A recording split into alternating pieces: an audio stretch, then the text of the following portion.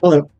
So this video, we're going to start with a channel update, and then I'm going to talk about a phrase that I have been seeing a lot recently. I've been grading job documents from my students. I've been seeing this phrase, and it needs to just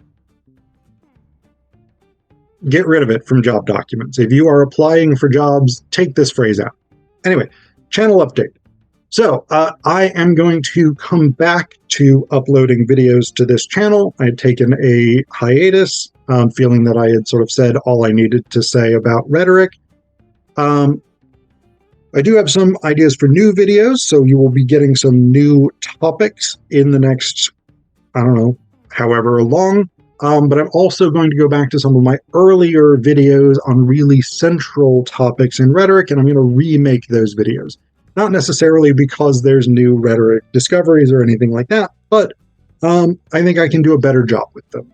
Both because I've now been teaching these rhetorical concepts much, much longer than when I made these original videos, but also my videography skills have improved somewhat. I'm obviously not a master videographer, but I think I can do a better job with incorporating like visuals and elements that are going to help illustrate some of these concepts more effectively. So I'll be returning to some central rhetorical elements and reworking them, hopefully making the videos better, hopefully making them more engaging, more effective, etc., etc. So on to the content of this video. The phrase that I was seeing a lot in my students' job application documents is, "I am confident that." Now, I want to show you this.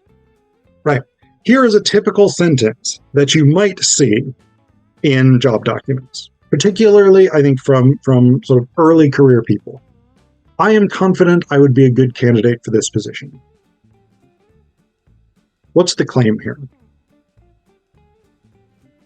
Now, if you are not a rhetoric person, you might say that the claim is that you'd be good for the position. You'd be a good person to hire. But the rhetorical mind will note this phrase.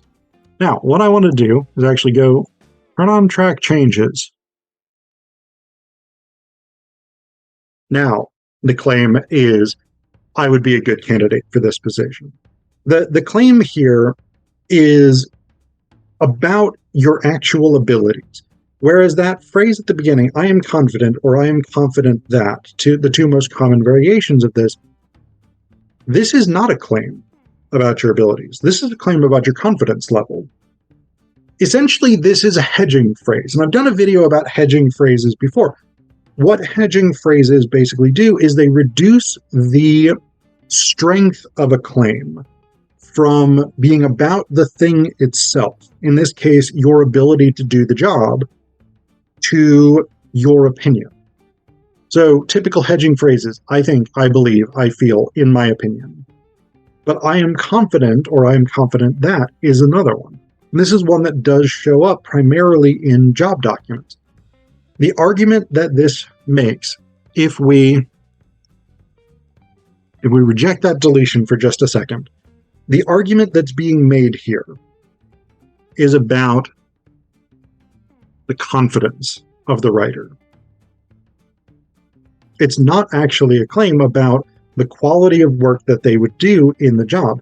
It's a claim about their level of belief, their level of self-belief.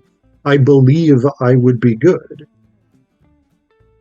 That is a hard claim to convince an employer to care about.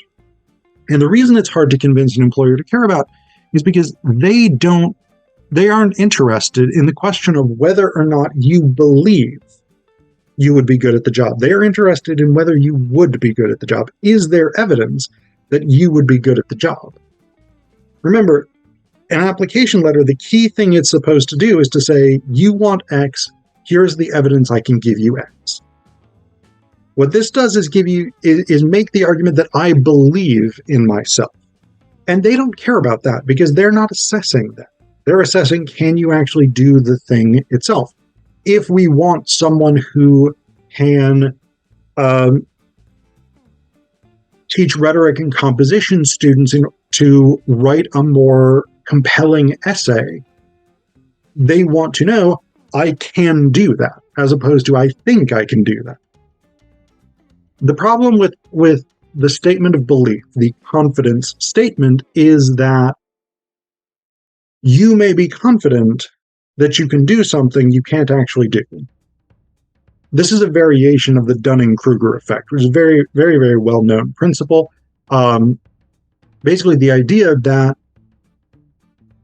people with a limited amount of knowledge about a subject often think that they have a good amount of expertise. People who don't know anything about topic X will often believe that because they know a tiny bit about topic X, they actually know all there is to know. Whereas people who know a lot about topic X are more aware of how much stuff about topic X they don't know. I know something about rhetoric. I've taught rhetoric for almost 15 years now. I've taught a wide range I've taught in 3 different programs. I've taught different rhetoric courses. I know there's a lot of stuff about rhetoric I don't know. I know the basics really well, but more advanced rhetorical studies, I don't know them. I don't do them. That's not what I do, but I'm aware of them. Whereas someone in sort of Dunning-Kruger may know ethos, pathos, and logos and think they know everything there is to know about rhetoric. So this is the issue with the I am confident claim, or I believe I would be a good candidate for this position. I think I would be a good candidate for this position. It doesn't matter. Your level of confidence is not compelling evidence to someone who is concerned with what will you actually be able to give me. And so what you want to do, rather than saying I am confident, is to say I would be good for this position because here is the evidence that I can do the stuff that you want done. That's what makes for a compelling job document. That's what makes for a compelling argument that you should be hired for this position. Your level of self-confidence is good. You should be confident. You should believe in yourself. You should have faith in your own abilities. But the argument you should be making is, I can actually do this. I will actually do this if hired. That's what they care about. They don't care about your self-assessment.